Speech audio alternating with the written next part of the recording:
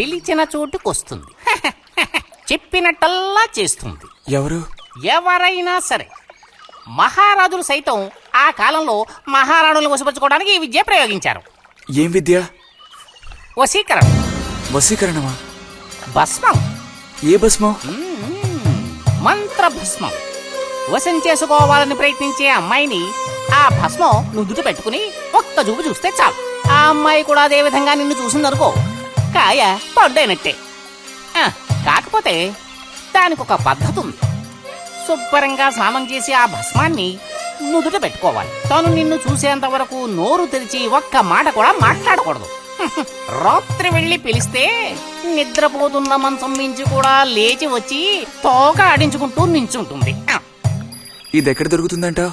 ఏది? నువ్వు చెప్పిన భస్మం సృష్టించాలి. ఎలా? కాస్త ఖర్చు అవుతుంది. మరి ముందు ఏం చేయాలో చెప్పు.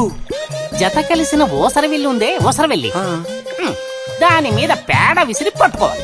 అది కూడా కడుపుతో ఉన్న ఆవు పేడ విసిరి.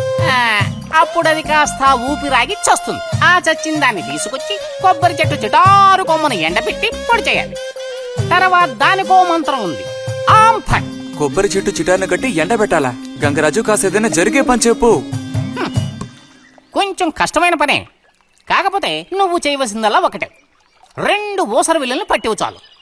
పట్టిచ్చావనుకో మిగతాది నేను చూసుకుంటాను. మనోధైర్యం కోల్పోకు. మా గురువు గారి దగ్గర దీనికేం కొదవలేదు. ఈ భస్మాన్ని మనం అడిగితే ఆయన ఇస్తారు. కొంచెం తీర్థ ప్రసాదాలు ఖర్చు అవుతుంది. ఎంత ఖర్చు అవుతుంది?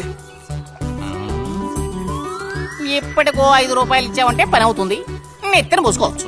ఏంటి 5 రూపాయలు చాలా? అదేం పెద్ద ప్రాబ్లం కాదు.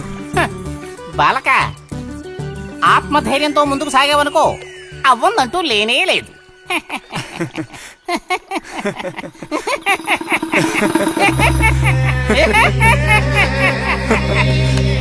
ఓం ఫట్ స్వాహా.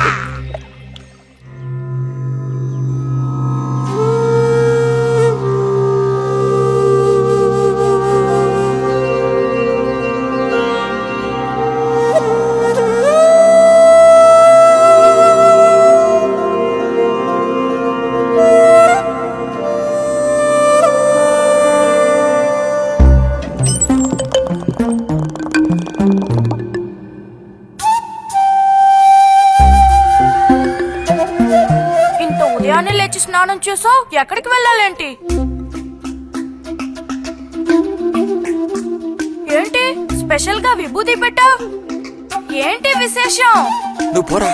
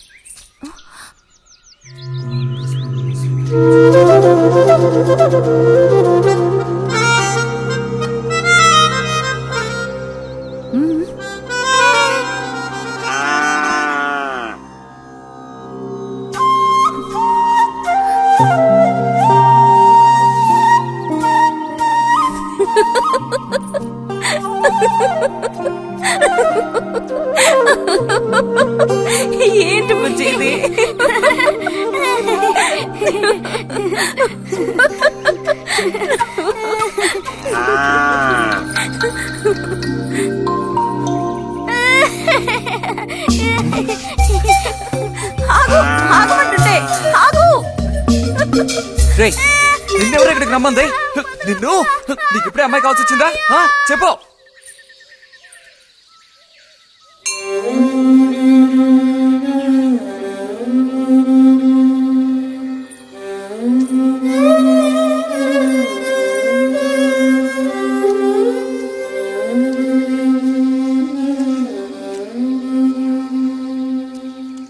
రండి సార్. ఈ రోజు లైబ్రరీకి వెళ్ళలేదా? లేదు.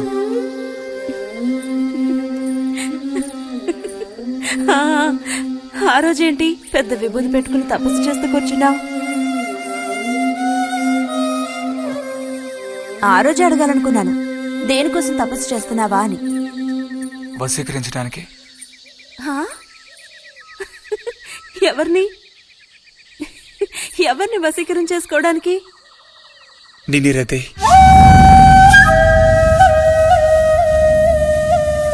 బుజ్జి ఏమిటి అనేది? అవును, నిన్నే. ఏంటి బుజ్జి ఇది? ఎంత చనువు ఉంటే మాత్రం ఇలా మితి మీరు ప్రవర్తిస్తావా? ఇంకాపు ఇలాంటి పిచ్చి పిచ్చి ఆటలు నాతో ఆడుకో చెప్తున్నాను. ఛ!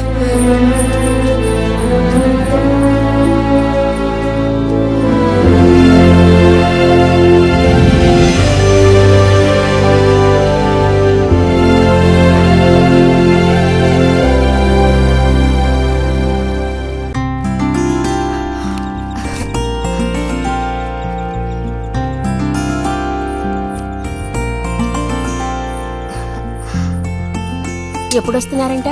వచ్చే వారం వస్తున్నారట. ఉత్తరం చదువుతుంటే అమ్మాయి మొహంలో సంతోషం చూసినప్పుడే నాకు అర్థమైపోయింది. సరే గాని కృష్ణారావు ఎప్పుడు వస్తున్నట్టు రాశాడేమిటి? తారీఖేం రాయలేదు. ఇక్కడ వదినకి స్కూల్లో లీవ్లు ఇచ్చిన తర్వాత అక్కడ అన్ని ఊళ్ళో ఒక్కడు ఉండగలడా ఏంటి? ఓ మిలిటరీ వాడిని చేసుకుంటే ఆ బాధ ఏమిటో అప్పుడు నీకు తెలుస్తుంది. ఇగో నన్ను అడిగితే మాత్రం మిలిటరీ వాళ్ళు పెళ్లి చేసుకోకూడదు. పాపం వాళ్ళు కాపరం చేసేది 2 నెలలే, మిగతా 10 నెలలు ఆ తీపి జ్ఞాపకాలతో గడపాల్సిందే. అందుకే పాప ఆయన పెళ్లి చేసుకోకుండానే ఉండిపోయినట్టున్నారు. బాగా చెప్పావు. నీకో సంగతి తెలుసా? పూర్వం నేను బర్మాలో ఉండేటప్పుడు నా వయసు ఎంత ఉంటుందనుకున్నావు? 26, 27 లోపలే ఉంటాయి. అప్పుడు సాయంకాలాలు ఓ చక్కటి ప్యాంటు టీషర్టు వేసుకుని ఈవినింగ్ వాక్ వెళ్లేవాడిని. అప్పుడు చూడండి నాకు గ్లామరు. నీలా ఉండేవాడిని కాదు, బక్క వెధవాని. ఎంతమంది పెళ్లి చేసుకుంటామని వెంటబడేవారో తెలుసా? ఎక్కడా? బర్మాలో. పాప అక్కడ రాజకుమారి కూడా వచ్చి లైన్ లో నుంచి ఏంటి? ఇక చాలు నీ గోళాపమావయ్యా, అబద్ధాల పుట్ట. ఎవరో నీ కోసం వెతుకుంటూ వచ్చారు, వెళ్ళి చూడు. ముక్క ముందు చెప్పాలి కదా, నువ్వు చెప్పకపోతే నాకు ఎలా తెలుస్తుంది? అప్పుడు సరితో వచ్చారో ఏమిటో, పోయిన వారమే రాసి పంపేస్తానన్నాను. ఆలస్యం అయిపోయింది కర్మ. ఈసారికి నిన్ను క్షమించి వదిలేస్తున్నా.